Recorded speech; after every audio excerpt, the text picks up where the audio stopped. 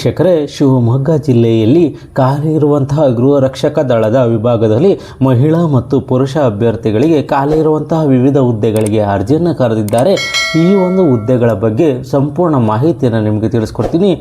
Video skip ಮಾಡ್ದಂಗೆ ಪೂರ್ತಿ ವಿಡಿಯೋವನ್ನು ನೋಡಿ. ವೀಕ್ಷಕರೇ, ಶಿವಮೊಗ್ಗ ಜಿಲ್ಲೆಯ ಗೃಹ ರಕ್ಷಕ ದಳದಲ್ಲಿ ಖಾಲಿ ಇರುವಂತಹ ಹುದ್ದೆಗಳಿಗೆ ಅರ್ಜಿಯನ್ನು ಕರೆದಿದ್ದಾರೆ. ಮಹಿಳಾ ಮತ್ತು ಪುರುಷ ಅಭ್ಯರ್ಥಿಗಳಿಂದ ಅರ್ಜಿಯನ್ನು ಕರೆದಿದ್ದಾರೆ. ಈ ಒಂದು ಹುದ್ದೆಗಳಿಗೆ ನೀವು ಅರ್ಜಿಯನ್ನು ಸಲ್ಲಿಸಬೇಕು ಅಂತಂದರೆ ಏನೆಲ್ಲ ಅರ್ಹತೆಗಳನ್ನು ಹೊಂದಿರಬೇಕು ಅಂತೇಳಿ ವಿವರವಾಗಿ ಕೊಟ್ಟಿದ್ದಾರೆ.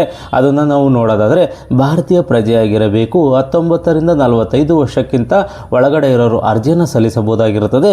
10ನೇ ತರಗತಿ ಪಾಸಾಗಿರಬೇಕು, ವೈದ್ಯಕೀಯವಾಗಿ ಶಸ್ತ್ರರಾಗಿರಬೇಕು, ಪೊಲೀಸ್ ಠಾಣೆಯಲ್ಲಿ ಯಾವುದೇ ಕ್ರಿಮಿನಲ್ ಮೊಕದ್ದಮೆಗಳಿರಬಾರದು, ಆರೋಪ ಮತ್ತು ಅಪರಾಧಿ ಎಂದು ನಿರ್ಣಯಿಸಲಾಗಿರದಿದ್ದಲ್ಲಿ ದಾಖಲಾಗಿರದಿದ್ದಲ್ಲಿ ಅಂಥವರ ಅರ್ಜಿಯನ್ನು ಸಲ್ಲಿಸಬಹುದು ಅಂತೇಳಿ ಒಂದು ಮಾಹಿತಿಯನ್ನು ಇವರು ನೀಡಿದ್ದಾರೆ.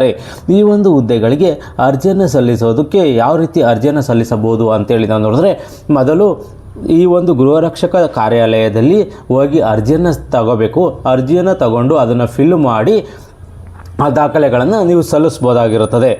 ಎಲ್ಲಿ ಸಿಗುತ್ತೆ ಅಡ್ರೆಸ್ಸು ಅಂತೇಳಿ ನಾವು ನೋಡಿದ್ರೆ, ಗೃಹ ರಕ್ಷಕ ಕಾರ್ಯಾಲಯ, ಗೃಹ ರಕ್ಷಕ ದಳ, ಶಿವಮೊಗ್ಗ, ಮತ್ತು ಈ ನಂಬರ್ಗೂ ಸಹ ಕಾಲ್ ಮಾಡಿ ನೀವು ಹೆಚ್ಚಿನ ಮಾಹಿತಿಯನ್ನು ಪಡ್ಕೋಬೋದಾಗಿರುತ್ತದೆ. ಈ ಹುದ್ದೆಗಳಿಗೆ ಸಂಬಂಧಪಟ್ಟಂತೆ ಯಾವ ನಂಬರು ಅಂತೇಳಿ ನಾವು ನೋಡೋದಾದರೆ, ಯಾರು ಈ ಒಂದು ಹುದ್ದೆಗೆ ಹೋಗಬೇಕು ಅಂದ್ಕೊಂಡಿದ್ರೆ ಈ ಒಂದು ನಂಬರ್ನ ನೀವು ನೋಟ್ ಡೌನನ್ನು ಮಾಡ್ಕೊಳ್ಳಿ. 08182295630 ಅಥವಾ 08182255630 ಈ ನಂಬರ್ಗೆ ಕಾಲ್ ಮಾಡಿ ಸಹ ಹೆಚ್ಚಿನ ಮಾಹಿತಿಯನ್ನು ನೀವು ಪಡ್ಕೋಬೋದಾಗಿರುತ್ತದೆ. ಅಥವಾ ಜಿಲ್ಲೆಯ ಎಲ್ಲ ಗೃಹ ರಕ್ಷಕ ದಳ ಘಟಕ, ಉಪ ಘಟಕಗಳ ಕಚೇರಿಗಳಲ್ಲೂ ವಾರದ ಕವಾಯತು ದಿನ ಸಂಪರ್ಕಿಸಬಹುದು ಮತ್ತು ಅಗತ್ಯವಿರುವ ಖಾಲಿ ಪುರುಷ ಮತ್ತು ಮಹಿಳಾ ಗೃಹ ರಕ್ಷಕರ ಖಾಲಿ ಸ್ಥಾನಗಳಿಗೆ ಉಚಿತವಾಗಿ ಅರ್ಜಿಗಳನ್ನು ಪಡೆಯಬಹುದು ಅಂತೇಳಿ ಒಂದು ಮಾಹಿತಿಯನ್ನು ಇವರು ನೀಡಿದ್ದಾರೆ. ಬೆಳಗ್ಗೆ 10ರಿಂದ 5:30ರವರೆಗೆ ಅರ್ಜಿಗಳನ್ನು ನೀಡಲಾಗುವುದು ಅಂತೇಳಿ ಒಂದು ಮಾಹಿತಿಯನ್ನು ನೀಡಿದ್ದಾರೆ.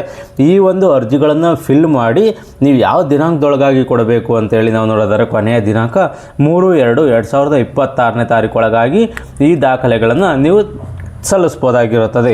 ಯಾರು ಈ ಒಂದು ಹುದ್ದೆಗೆ ಅರ್ಜಿಯನ್ನು ಸಲ್ಲಿಸಬೇಕು ಅಂದ್ಕೊಂಡಿದ್ರೆ ಈ ಒಂದು ನೋಟಿಫಿಕೇಷನನ್ನು ಸಂಪೂರ್ಣವಾಗಿ ಓದಿ ನಿಮಗಿದು ಸೂಕ್ತ ಅನಿಸಿದ್ರೆ ಮಾತ್ರ ಈ ಹುದ್ದೆಗಳಿಗೆ ಅರ್ಜಿಯನ್ನು ಸಲ್ಲಿಸಿ.